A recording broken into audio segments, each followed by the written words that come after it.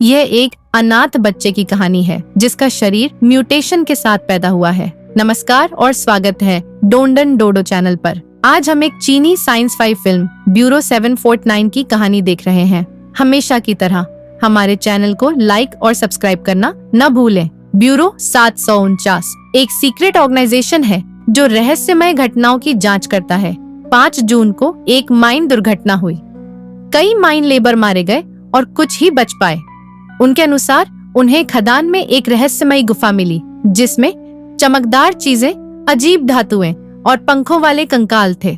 बाद में ब्यूरो 749 ने इस जगह को अपने कब्जे में ले लिया और इसे गोपनीय घोषित कर दिया। कुछ महीनों बाद बचे हुए माइनर्स एक अजीब बीमारी के कारण मर गए। एक माइनर की पत्नी जो उस समय प्रेग्नेंट थी ने एक अजीब म्यूटेंट वाले बच्चे को जन्म दिया। ब्यूरो ने तुरंत सभी कंकाल और धातुओं को अपने रिसर्च सेंटर ले जाकर रिसर्च शुरू किया। 18 साल बाद माइन के पास का शहर एक मिस्टीरियस फॉग से घिर गया है। एक रिसर्चर चियाओ को अपने मेल में कुछ सीक्रेट फाइलें मिलती हैं। इनमें ब्यूरो 749 की हाल की खोजों की जानकारी थी। पता चलता है कि खदान के पास एक झील में उन्होंने एक विशालकाय राक्षस देखा है। उन्होंने झील के पानी के सैंपल लिए और उसमें एक छोटा जीव पाया जो बड़े राक्षस जैसा दिखता है।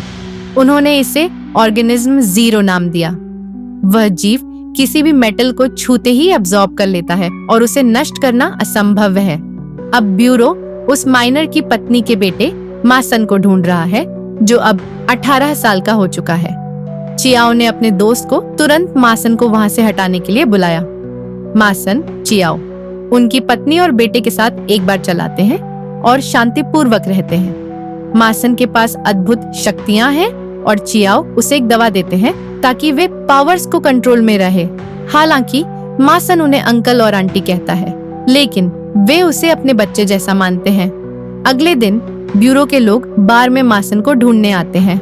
चियाओ अपने बेटे सन से कहता है कि वह मासन को साउथ में ले जाए। वे कार में बैठकर शहर की ओर भागते हैं, लेकिन उनका हर कदम निगरानी में है। अचानक सन देखता है कि पुलिस कारों की जांच कर रही है। वह मासन को कहता है कि वह शहर के सबवे से साउथ चला जाए।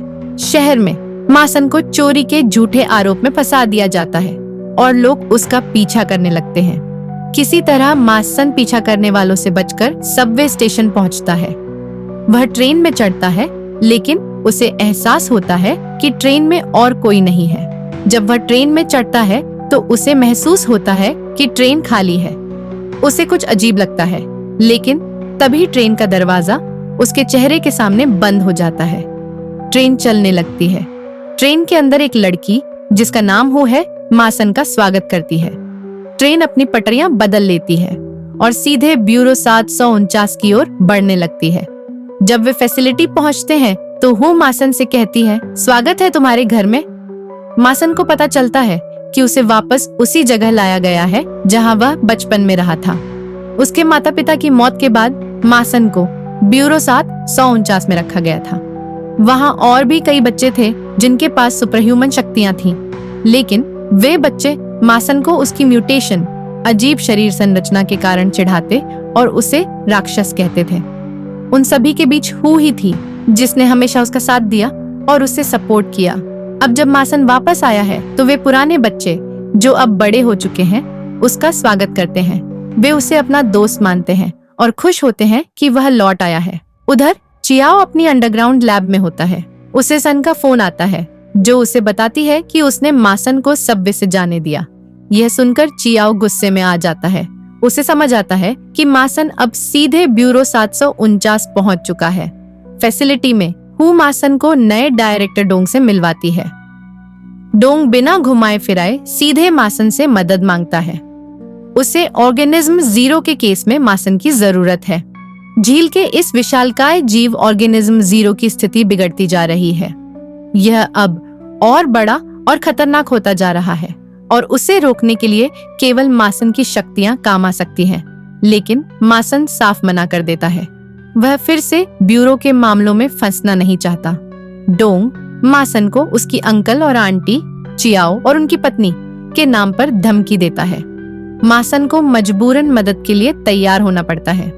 मासन का टेस्ट शुरुआत करने से पहले डोंग मासन की शक्तियों को जांचने के लिए एक टेस्ट की योजना बनाता है। मासन को एक बड़े एरेना में ले जाया जाता है। वह अपना बैग हू को देता है।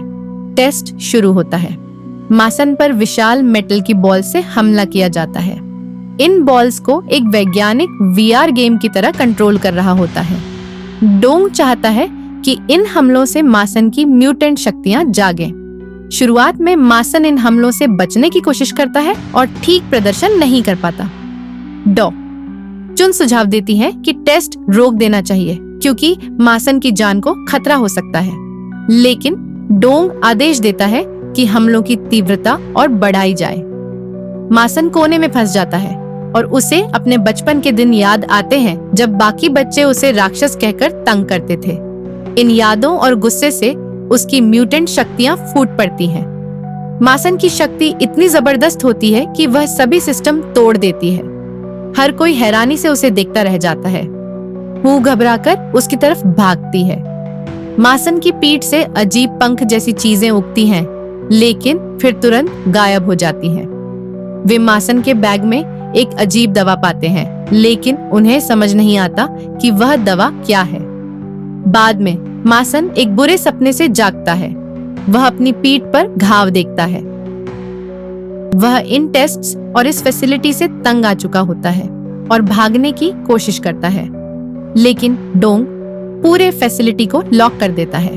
डोंग मासन को फिर से याद दिलाता है कि अगर उसने मदद नहीं की तो उसके अंकल और आंटी को भुगतना पड़ेगा।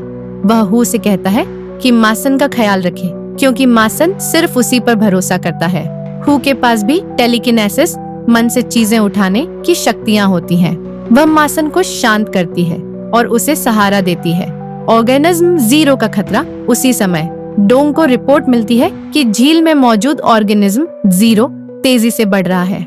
वह अब इतना बड़ा हो चुका है कि जल्द ही शहर पर हमला कर सकता है।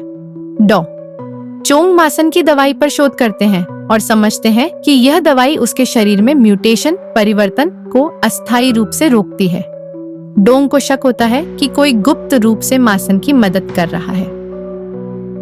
दूसरी तरफ डोंग मासन को उस छोटे जीव ऑर्गेनिज्म जीरो के छोटे वर्जन को दिखाने के लिए ले जाते हैं।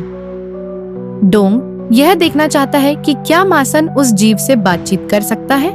अचानक वह जीव मासन से टेलीपैथिक सोच के माध्यम से बात करने लगता है और उसे इंसानियत को खत्म करने में मदद करने के लिए कहता है। मासन यह सुनकर चौंक जाता है और इस बारे में किसी को कुछ नहीं बताता, लेकिन डॉ चोंग डेटा देखकर समझ जाते हैं कि मासन वास्तव में उस जीव से बात कर रहा था। इसके बाद मासन को गुफा से मिले अजीब मेटल के टुकड़ों के पास ले जाया जाता है।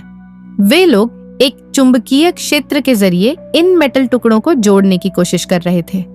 मासन जैसे ही चुंबकीय क्षेत्र के पास जाता है, उसे एक अजीब जगह पर ले जाया जाता है। वहां उसे 3 देवता जैसे दिखने वाले आकृतियां मिलती हैं। वे मासन से ग्रह को बचाने में मदद करने के लिए कहते हैं। वे बताते हैं कि 50,000 साल पहले वे जीव ऑर्गेनिज्म जीरो से लड़ाई करते हुए इस ग्रह पर आए थे। उनकी जहाज जो उस जीव को नष्ट कर सकती थी टूट गई और जीव ने उसे अपने अंदर समा लिया। उन्होंने अपनी बची हुई शक्ति को कोर में छुपा दिया था। अब केवल मासन ही कोर से जुड़ सकता है क्योंकि उसके शरीर में दोनों जीवों और उनके खून का मिश्रण है। अचानक मासन की पीठ से पंख निकलते हैं और उसका खून धातु के टुकड़ों पर गिरता है। ये टुकड़े अपने आप जुड़ने लगते हैं, लेकिन मासन बेहोश हो जाता है। दूसरी तरफ ऑर्गेनिज्म जीरो को यह खतरा महसूस होता है और वह पूरे शहर में एक अजीब धुंध फैला देता है। यह धुंध पक्षियों को राक्षसों में बदल देती है और ये राक्षस खदान की ओर उड़ने लगते हैं जैसे वे जीव की रक्षा कर रहे हों। शहर के लोग इन राक्षसों की शिकायत करने लगते हैं, जिससे ब्यूरो को मुसीबत में डाल दिया जाता है। डोंग के पास अब कोई और रास्ता नहीं बचता और वह मासन की म्यूटेंट शक्तियों को जबरदस्ती बाहर लाने का फैसला करता है। वह मासन को मानसिक रूप से कमजोर करने की योजना बनाता है। इसके लिए वह हू से मदद मांगता है क्योंकि मासन उस पर भरोसा करता है। लेकिन हु उसे धोखा देना नहीं चाहती, इसीलिए वे येन नाम की एक दूसरी लड़की को शामिल करते हैं। वे एक नकली आपात स्थिति बनाते हैं और सभी दरवाजे खोल देते हैं। मासन इसे भागने का मौका समझता है और बाहर निकलने की कोशिश करता है। रास्ते में वह येन को मदद मांगते हुए देखता है और उसकी मदद करता है। दोनों मिलकर सुविधा से बाहर निकलते हैं और मासन के घर की ओर भागते हैं। इस बीच डॉ चोंग अपनी टीम के साथ ऑर्गेनिज्म जीरो की स्थिति जांचने जाते हैं। हु और उनकी टीम, जिसमें कई सुपर पावर वाले लोग हैं, मासन को पकड़ने के लिए तैयार होते हैं। दूसरी तरफ डोंग एक खुली बार में जाता है और चियाओ से मिलता है। वह महसूस करता है कि चियाओ ब्यूरो का पूर्व शोध करता है। चियाओ ने मासन की शक्तियों को दबाने की कोशिश क्यों की, यह डोंग के लिए फेली बन जाती है। अंत में मासन उस ओपन बार में पहुंचता है और अपने परिवार से मिलता है। सब उसे सुरक्षित देखकर खुश हो जाते हैं और उसके लौटने का जश्न मनाते हैं। अचानक गड्ढे में मौजूद ऑर्गेनिज्म जीरो अजीब हरकत करने लगता है और इसका असर मासन पर भी पड़ता है। वह अपनी दवाई लेता है, यह सोचकर कि इससे उसकी शक्तियां दब जाएंगी, लेकिन डोंग ने उसकी दवाई बदलकर विटामिन पानी कर दी थी। इस दौरान गड्ढे के पास मॉन्स्टर चांग की टीम पर हमला करता है। यहाँ मासन की शक्तियां पूरी तरह से फट पड़ती हैं और उसकी पीठ से पंख पूरी तरह बाहर आ जाते हैं। यह देख लोग इसे किसी फिल्म के VFX स्पेशल इफेक्ट्स का सीन समझते हैं और उसकी तस्वीरें लेने लगते हैं। मासन इस स्थिति से बहुत परेशान हो जाता है और अपने बचपन के दिनों की बदमाशी, बुलिंग याद करने लगता है। चियाओ और सन उसे वहां से निकालने की कोशिश करते हैं, लेकिन भीड़ उन्हें धक्का देती रहती है। डोंग अपनी टीम को मासन को पकड़ने का आदेश देता है और वे उसे ट्रैंक्विलाइजर डार्ट, बेहोश करने वाली दवा से हमला करते हैं। मासन को आखिरकार समझ में आ जाता है कि यह सब डोंग और फेन की योजना थी। वे लोगों के फोन से उसकी सभी तस्वीरें डिलीट कर देते हैं। को उसे फिर से सुविधा फैसिलिटी में लाने की जिम्मेदारी दी जाती है, लेकिन रास्ते में मासन होश में आता है और ट्रक से भाग जाता है। डोंग को उसकी भागने की खबर मिलती है और वह फिर से चियाओ से मिलने जाता है। वह चियाओ की भूमिगत लैब और दवाइयों के बड़े भंडार को देखता है। चियाओ उसे समझाता है कि वह 10 साल से इस दवा पर काम कर रहा था, जो म्यूटेंट ग्रोथ को अस्थायी रूप से रोक सकती है। यह दवा मूल रूप से ऑर्गेनिज्म जीरो को रोकने के लिए बनाई जा रही थी। डोंग उससे मासन को वापस लाने में मदद मांगता है। हालांकि चियाओ पहले तो हिचकिचाता है, लेकिन मानवता को बचाने के लिए अंततः सहमत हो जाता है। कुछ दिन बाद ब्यूरो शहर को खाली करने का फैसला करता है। चियाओ एक ट्रैकर की मदद से मासन को एक ऊंची इमारत में ढूंढ लेता है। वह उससे ब्यूरो की मदद करने की विनती करता है और यह भी बताता है कि वह ब्यूरो का शोध करता था और इन सालों से उस पर नजर रख रहा था। भले ही यह झूठ था, मासन इसे सच मान लेता है और भी ज्यादा टूट जाता है। वह वहां से उड़कर कहीं छिपने का फैसला करता है। डोंग को अपनी आखिरी उम्मीद खत्म होती दिखती है और वह सबसे बुरी स्थिति के लिए तैयार हो जाता है। शहर के लोग धीरे धीरे शहर खाली कर रहे हैं। चियाओ अपने बार के सदस्यों को क्षेत्र छोड़ने के लिए कहता है। वह सन को कुछ पैसे देता है ताकि वह सुरक्षित रहे और तुरंत बाहर निकल जाए। वह खुद को अपनी आखिरी ड्यूटी के लिए तैयार कर रहा है। दूसरी तरफ ब्यूरो के सभी सदस्य अपने परिवारों से विदा लेते हैं और अंत तक लड़ने की तैयारी करते हैं। उनकी आखिरी योजना मॉन्स्टर को परमाणु बम से नष्ट करने की होती है। वो मासन के लिए चिंतित है और उसे ढूंढने का फैसला करती है। डोंग उसे मासन से माफी मांगने के लिए कहता है क्योंकि उस पर इतना दबाव डाल दिया गया था। चियाओ अपनी हेलीकॉप्टर को दवा के कंटेनरों के साथ तैयार करता है। सन अभी तक नहीं गई थी, जिससे वह गुस्सा हो जाता है। दोनों में बहस होती है, लेकिन सन समझाती है कि वह अपने परिवार को पीछे नहीं छोड़ सकती। वह भी सबसे बुरी स्थिति के लिए तैयार है। इस बीच शहर में जमीन हिलने लगती है और ऑर्गेनिज्म जीरो सब कुछ नष्ट करने लगता है। हु मासन को पुराने अनाथालय में ढूंढ लेती है, जहां वह बड़ा हुआ था। मासन अपने परिवार के विश्वासघात से आहत है। हु उसे समझाने की कोशिश करती है कि उसे अपने सौतेले पिता के लिए ऐसा नहीं कहना चाहिए। उन्होंने उसे बचाया जब उसने अपनी शक्ति खो दी और उस कारण से वह लकवाग्रस्त हो गए। यह सुनकर मासन अपनी गलती समझ जाता है और तुरंत चियाओ को फोन करता है। चियाओ, जो उस समय मॉन्स्टर का सामना कर रहा था, फोन उठाता है और सिर्फ एक बात कहता है, अपने पंखों से डरना बंद करो। वह और सन मॉन्स्टर की ओर दौड़ते हैं और अपने आप को बलिदान करते हुए दवा के कंटेनरों से मॉन्स्टर को अस्थायी रूप से फ्रीज कर देते हैं। यह देखकर मासन गुस्से में भर जाता है और ब्यूरो लौटने का फैसला करता है, लेकिन ऑर्गेनिज्म जीरो खतरे को भांप लेता है और पक्षी राक्षसों को मासन को रोकने के लिए भेजता है। इनमें से कुछ राक्षस सुविधा को नष्ट करने के लिए वहां पहुंचते हैं। डोंग अपनी लौटती हुई उम्मीद को देखकर मासन को लेने के लिए जल्दी से निकल पड़ता है। दूसरी तरफ मासन हू को पकड़कर सुरक्षित स्थान पर ले जाने के लिए उड़ने की कोशिश करता है। कुछ समय बाद मासन और हू को पक्षी राक्षसों ने चारों ओर से घेर लिया। अचानक डोंग एक हेलीकॉप्टर के साथ आता है और उन्हें बचा लेता है। वह मासन और हू को लेकर सुविधा फैसिलिटी की ओर निकल पड़ता है। वह उन्हें ब्यूरो के पास छोड़ता है और टीम 3 के साथ पक्षी राक्षसों से लड़ने में जुट जाता है। हू जल्दी से मेटल रूम में पहुंचती है और मैग्नेटिक जॉन चालू करती है। मासन अपने पंख फैलाता है और कोर बनाने की प्रक्रिया शुरू कर देता है। इस बीच ऑर्गेनिज्म जीरो दवा के प्रभाव से बाहर आ जाता है और सुविधा की ओर बढ़ने लगता है। दूसरी तरफ डोंग और उसकी टीम पक्षी राक्षसों के साथ भीषण युद्ध करती है। 6 डोंग बेस को बचाने के लिए खुद को बलिदान कर देता है। मॉन्स्टर सुविधा पर पहुंचकर सब कुछ नष्ट करना शुरू कर देता है। हू को ऑर्गेनिज्म जीरो द्वारा पकड़ लिया जाता है। मासन कोर को हवा में फेंकता है और हू को बचाने के लिए जाता है, लेकिन हू उसे पीछे धकेलती है और कहती है कि उसे मानवता को बचाने पर ध्यान देना चाहिए। मासन कोर की ओर उड़ता है, लेकिन तभी मॉन्स्टर के टेंटिकल्स सूंड जैसी संरचना उसे घोंप देते हैं।